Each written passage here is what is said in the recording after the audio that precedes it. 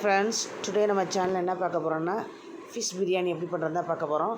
அதுக்கு நம்ம என்ன வாங்கினா நல்லா நம்ம எதிர்பார்த்த மாதிரி சூப்பரான ஃபிஷ்ஷு கிடச்சிச்சு. நல்லா என்ன ஃபிஷ்னால் ஊளி மீன் தான். நல்லா பெருசு பெருசாக இருந்துச்சு. நல்லா துண்டு துண்டமாக போட்டு கட் பண்ணி வாங்கியாச்சு.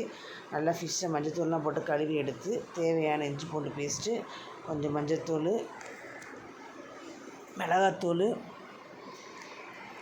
கொஞ்சம் காஷ்மீர் மிளகாய்த்தூள் எல்லாம் போட்டு பாருங்கள். உங்களுக்கு எவ்வளோ தேவையோ அந்த அளவுக்கு மீனுக்கு தகுந்தாப்பில் மஞ்சத்தூள், மிளகாய்த்தூள், காஷ்மீர் மிளகாய்த்தூள் எல்லாமே சேர்த்துக்கோங்க. அப்போ தேவைக்கேற்ப மீனுக்கு தகுந்தாப்பில் உப்பு, எவ்வளோ சால்ட்டு தேவையோ அதையும் சேர்த்துக்கோங்க.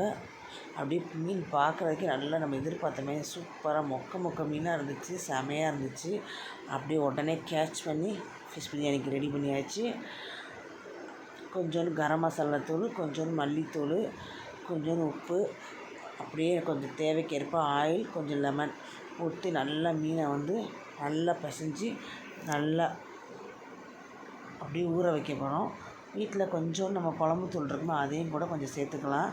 சூப்பராக இருக்கும். எல்லாம் சேர்த்து நல்லா இந்த மீன் என்ன பண்ண போகிறோம், முன்னாடி அப்படி நல்லா ஊற வைக்க போகிறோம். அப்படியே மீன் நல்லா ஊறட்டும்.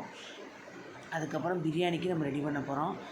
பாருங்கள், எவ்வளோ ஆயில் தேவையோ அந்த ஆயில் நல்லா சேர்த்துக்கோங்க. சேர்த்து நல்லா அப்படியே மீனை நல்லா பரட்டுங்க. பாருங்கள் பார்க்குறக்கு எப்படி இருக்குன்னு. ஊற்றிட்டு உங்களுக்கு எவ்வளோ தேவையோ அந்த அளவு சேர்த்து அப்படி லெமன் கொஞ்சம் மேலாப்பில் புழிஞ்சிக்கோங்க. புழிஞ்சிட்டு அப்படியே நல்லா பிசைய போகிறோம். மீனை நல்லா பிசைஞ்சு நல்லா ஊற விடுங்க. இந்த மீன் எவ்வளோ நேரம் ஊறுதோ அவ்வளோ பிரியாணி சூப்பராக இருக்கும். மீன் அவ்வளோ சாஃப்டாக இருக்கும். அது எவ்வளோ நேரம் ஊறணும். அது என்ன பண்ண போகிறோம், நல்லா ஊறி எடுத்ததுக்கப்புறம் தோசைக்கல் அடுப்பில் வச்சு உங்களுக்கு தேவையான எண்ணெயை ஊற்றி இந்த ஊறின மீனை என்ன பண்ண போகிறோம், அப்படியே ஃப்ரை பண்ணி எடுக்க போகிறோம். அப்படி ஒவ்வொரு மீனாக எண்ணெய் நல்லா சூடாகிடுச்சு. ஒவ்வொரு மீனாக போட்டு அப்படியே வரிசையாக போட்டு நல்லா மீனை நல்லா சூடு பண்ணி எடுக்க போகிறோம். பாருங்கள், நல்லா மீனை பொரித்து நல்லா சூடாக எடுத்து வைக்க போகிறோம். துண்டத்தை பார்த்தீங்கன்னா மொக்க மீன் பார்க்கும்போது நல்ல பெரிய மீனாக இருந்துச்சு. சூப்பராக இருந்துச்சு. அது நமக்கு நல்ல பிரியாணிக்கு முள் இல்லாமல் இருக்கணும். நல்ல பெரிய மீனாக இருக்கணும். அப்போ தான் நல்லாயிருக்கும். இது பாருங்கள், அதுவும் இந்த ஊளி மீன் சீக்கிரம் உடையக்கூடியது தான். பெரிய மீனாக இருக்கனால அது அவ்வளோ சீக்கிரம் உடையலை. நல்லா அப்படி இங்கே பாருங்கள், அப்படியே முன்னையும் பின்னையும் பரட்டி விட்டு அழகாக இப்படி இந்த மாதிரி பொரித்து ஒரு பிளேட்டில் இப்படி எடுத்து வைக்கணும். பாருங்கள், அப்படியே நல்லா வேக விட்டு எடுங்க. எவ்வளோ நேரம் மீன் ஊறி இருக்கோ அவ்வளோ நேரம் சாஃப்டாக இருக்கும். சூப்பராக இருக்கும். சாப்பிட்றதுக்கு நல்லாயிருக்கும்.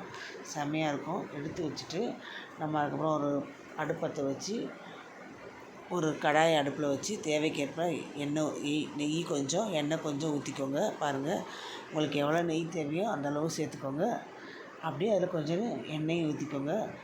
ஊற்றிட்டு பிரியாணி தாளிக்கிறதுக்கு தேவையான மசாலாலாம் சேர்த்து நல்லா ஆயிலும் நெய்யும் நல்லா வறுத்தனையும் நல்லா காஞ்சோனையும் பிரியாணிக்கு தேவையான மசாலா, முந்திரி பருப்பு எல்லாத்தையும் போட்டு நல்லா வதக்குங்க. நல்லா கட் பண்ணி வச்சுருந்த வெங்காயத்தை எண்ணெய் சேர்த்துக்கோங்க. வெங்காயம் மட்டும் நல்லா பிரியாணிக்கு பொன்னிறமாக இருக்கணும். அதில் அப்படியே வீட்டில் வளர்ந்த டவுன் பண்ணுற இலை, அது ஒரு பிரியாணி இலை தான். அது அப்படியே எண்ணெய் அந்த வெங்காயம் வதங்குமே அந்த இலையை சேர்த்தா செம்ம வாடை சூப்பராக இருக்கும். வீடியோ மணக்கும் கமகமன்னு. நல்லா இந்த அளவுக்கு நல்லா வெங்காயம் நல்லா வதங்கி வரணும், கருகி. அப்போ தான் நல்லாயிருக்கும். பிரியாணிக்கு சூப்பராக இருக்கும். கொஞ்சமாக தக்காளி எடுத்து நம்ம வதக்கி விட்ருக்கோம். கொஞ்சத்தை எடுத்து என்ன பண்ணியிருக்கோம், அரைச்சி வர வச்சுருக்கோம். எல்லாத்தையும் சேர்க்காம கொஞ்சம் அரைச்சி இந்த மாதிரி செஞ்சு பார்த்தா பிரியாணி சூப்பராக இருக்கும். தக்காளியை அரைச்சி கொஞ்சம் சேர்த்துட்டு கொஞ்சம் வதக்கி விட்டோம்னா சூப்பர் டேஸ்ட்டாக வந்துச்சு. நல்லா இருந்துச்சு. உண்மைக்கு செமையாக இருந்துச்சு பிரியாணி. அன்றைக்கி சூப்பர் டேஸ்ட்டாக வந்துருந்துச்சு பிரியாணி. அப்படியே நல்லா வதக்குங்க.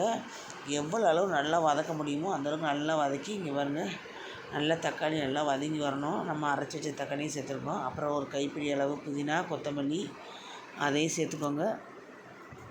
சேர்த்து அதையும் நல்லா அதோட வதக்குங்க. கொஞ்சம் பச்சை மிளகா, நான் பச்சை மிளகா கீரையில் அப்படி முழுசாக தான் சேர்த்துருக்கேன். சேர்த்துட்டு ஆனால் பார்த்துக்கோங்க, அடுப்பு சிம்மில் வச்சுக்கோங்க. ஏன்னா பச்சை மிளகா முழுசாக இருக்கனால அதை வேகிறப்ப நல்லா டப்புன்னு தெறிக்கும். அதனால் சிம்மில் வச்சு நல்லா பண்ணிக்கோங்க. பச்சை மிளகா வதங்குற வரையும் சிம்மில் வச்சுக்கோங்க. அதுக்கப்புறம் ஹை ஸ்பீடில் வச்சுக்கோங்க.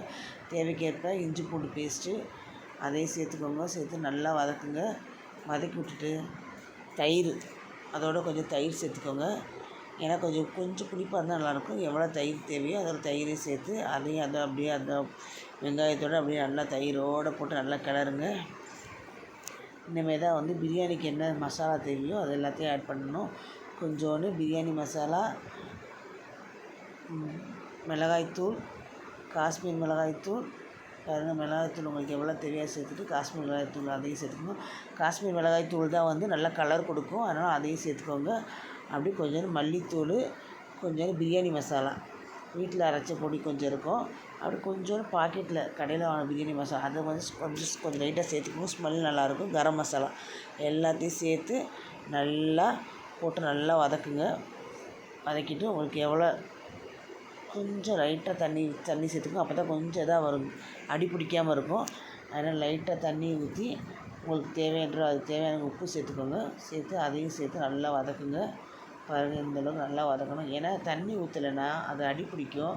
லைட்டாக வந்து ஊற்றணும். ஊற்றிட்டு அப்புறம் அப்படியே அதோட லெமன் கொஞ்சம் அப்படியே ஆட் பண்ணிக்கோங்க. லெமனை ஆட் பண்ணி அதையும் அதோட அப்படி நல்லா கிளறுன்னு கிளறி விடுங்க.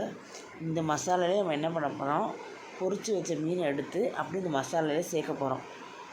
பாருங்கள், இந்த மசாலா நல்லா அப்படி வரணும். நல்லா எண்ணெய் பிரிஞ்சு தனியாக வர்றது அந்த மாதிரி வரணும். அதில் அப்படி நம்ம பொரித்து வச்ச மீனை அப்படியே அதில் சேர்க்கணும். சேர்த்து அதையும் நல்லா அப்படி இந்த மசாலாவோட நல்லா கொஞ்சம் நேரம் அந்த மீனில் அந்த மசாலா இறங்கணும். எண்ணெய் வறுத்து எடுத்தாச்சு, இருந்தாலும் இந்த மசாலா வந்து உள்ளே அப்படியே இதாகும். அதுக்குள்ளே அது வேகட்டும். அதுக்குள்ளே ஒரு அடுப்பத்தை வச்சு ஒரு பாத்திரத்தை அடுப்பில் வச்சு தேவையான தண்ணியை விட்டு உங்களுக்கு தேவையான கரம் மசாலாலாம் போட்டு அந்த தண்ணி கொஞ்சம் அடுப்பில் இருக்கட்டும், கொதிக்கட்டும். அதுக்குள்ளே நம்ம நல்லா மீன் வெந்துருச்சு. அப்படியே மீனை தனியாக அந்த மசாலா வந்து அப்படியே எடுத்துடுங்க. அப்படியே எடுத்து வச்சுருந்தீங்க. பாருங்கள், பார்க்கறதுக்கே சாப்பிடணும் போல இருக்கா. நான் ஒரு 2 கிலோ அரிசி எடுத்து பாஸ்மதி ரைஸ் நல்லா கழுவி ஊற வச்சுருக்கேன். இந்த மாதிரி கழுவி நல்லா ஊற வச்சிடணும். தண்ணி நல்லா கொதிக்கணும். பாருங்கள், இந்த மாதிரி கொதிச்சோடனே நம்ம ஊற வச்ச அரிசி அப்படியே அதை சேர்க்கணும். பாருங்கள், அதிலே 2-3 பச்சை மிளகா சேர்த்துக்கோங்க. கொஞ்சோன்னு கரம் மசாலா பட்டை லவங்கம் சேர்த்துட்டு தேவைக்கேற்ப உப்பு எண்ணெய் சேர்த்துக்கோங்க. சாப்பாடு தின்னப்பட கொஞ்சம் பச்சை மிளகா சேர்த்துட்டு அது மேலே அப்படியே ஆயில் ஊற்றுங்க. அப்படி நல்லா ஆயில் எதுக்கு ஊற்றுறோன்னா அந்த அரிசி வந்து உடையாமல் நல்லா பொலன்னு இருக்கும். வடித்து எடுத்துகிட்டு அப்படியே அந்த மசாலாவில் பாருங்கள், மேக்ஸிமம் அரிசி வந்து 100க்கு 80% வெந்திருக்கணும். வெந்ததுக்கப்புறம் நல்லா வடித்து எடுத்துகிட்டு அதை அப்படியே சாப்பாடு மேலே அப்படியே கிரேவி மேலே போடுங்க. அதுக்கு மேலே நம்ம எடுத்து வச்ச மீனையும் சேர்த்து இப்போ ஒரு தேவைக்கிட்ட வாழை இலையை போட்டு தம் வைக்க போகிறோம். ஒரு துணியை வச்சுட்டு அது மேலே நம்ம வெயிட்டு கீழே பாருங்கள், தோசைக்கல் வச்சுருக்கோம். மேலே அந்த பாத்திரத்தை வச்சு அதுக்கு மேலே துணி கட்டி வச்சு அப்போ தான் ஆவி வந்து உள்ளே இருக்கணும், வெளியே வரக்கூடாது. அது மேலே ஒரு வெயிட்டாக தண்ணி எடுத்து வைக்க போகிறோம். அவ்வளோதான், தம்மு வச்சு எடுக்க போகிறோம். சூப்பரான biryani, fish biryani ready friends. பாருங்கள், அப்படியே அரிசி பொலன்னு ஒன்று கூட உடையாமல் சூப்பராக வெந்து செமையாக வந்திருக்குது. இதே மாதிரி நீங்களும் உங்கள் வீட்டில் ட்ரை பண்ணி பாருங்கள். செம்ம டேஸ்ட்டாக சூப்பராக அட்டகாசமாக இருந்துச்சு ஃபிஷ் பிரியாணி.